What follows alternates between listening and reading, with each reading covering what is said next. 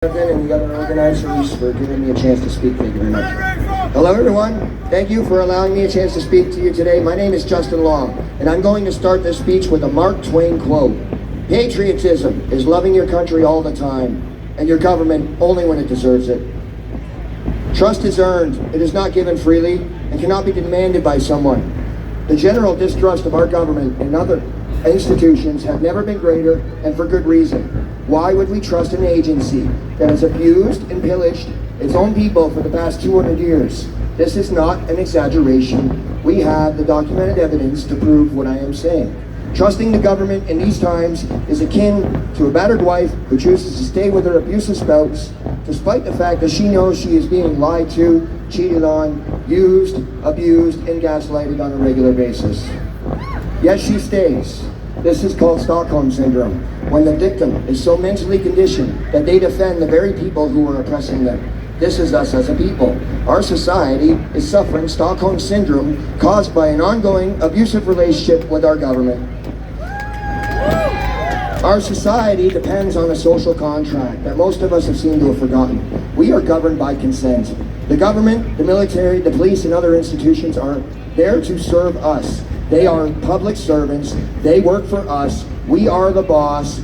Their very false sense of megalomaniac power comes from our authority.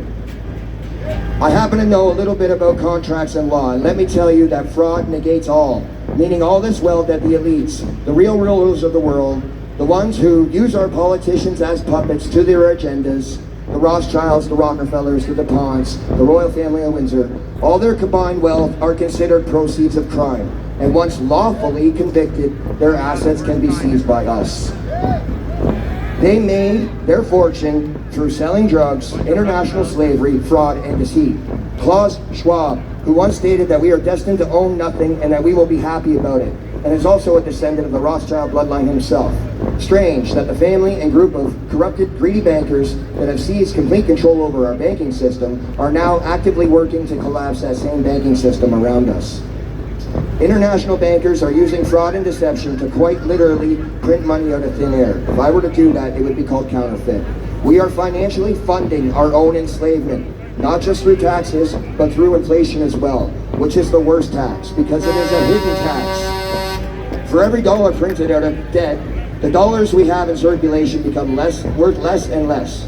Money used to be based on something tangible, something real, like gold or silver, but now it's just a debt note, called a promissory note. It's not worth the paper or plastic it's printed on. Our banking system is a massive, unstable Ponzi scheme, and we are heading towards the largest financial collapse the world has ever seen. There are two ways to make a person into a slave. One is through threats of force, and the other is through debt. I'm not single. I'm taken. Thomas Jefferson once said that the private bankers are more of a threat to the country's sovereignty than standing armies that wish to invade them. We have a banking system that commits legalized theft. We have an education system that indoctrinates and rewards obedience instead of teaching children how to critically and rationally think for themselves. We have a healthcare system that has no interest in curing disease or healing people. They are fully concerned and invested with selling products and making you a customer for life. Our food is poisoned with chemicals. They put paint thinner in children's cereal, fluoride in the water, microscopic aluminum particles spread through the air, and what shows up in the brain scans of Alzheimer's and dementia patients, that's right, it's aluminum. Even the music frequency of our music has been weaponized against us to cause anxiety and stress. Stress is the #1 killer of most people, which is perfect for the government because they want us to be overwhelmed with working 40+ hours a week at a job most of us hate, struggling to pay the bills, and too stressed to realize how badly we are being conned. My best friend hung himself recently because of stress. We're told that every life matters, but what about the suicide rates and overdose rates? They are much higher than the kill count that COVID has. Do these people's lives not matter? The thing that scares people about freedom is that they have to accept 100% responsibility of their actions. Well, clearly it's time that we step up and take that responsibility back for ourselves. The most powerful word in the English language is just 2 letters, N-O, no. Well, it's time to say no. It's time to say no more mandates, no more Trudeau, no more fraud, propaganda, and deception. Enough is enough. The government has pushed millions of good people into a corner in defense of their children. Any nurturing animal in nature will defend their babies with such a passion and wrath that it would surprise you. You can put a mother goose back into a corner defending her babies from a full-size bear, and I'm willing to bet that that goose will chase that bear away. This is just how nature is. It's a fundamental truth known as God's law.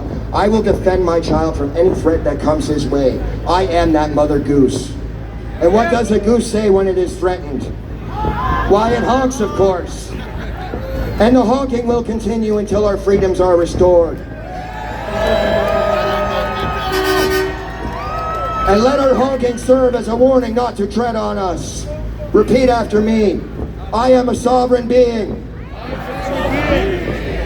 I am protected by the Bill of Rights. I am protected by the Bill of Rights. And we are taking back our country. We are taking back our country. Sovereign beings do not beg their masters for better slave conditions. Our oppressors will never provide us with the tools necessary to fight the repression. Freedom must be taken for ourselves. Thank you for your time. I love you all. And remember, the power of the people is greater than the people in power.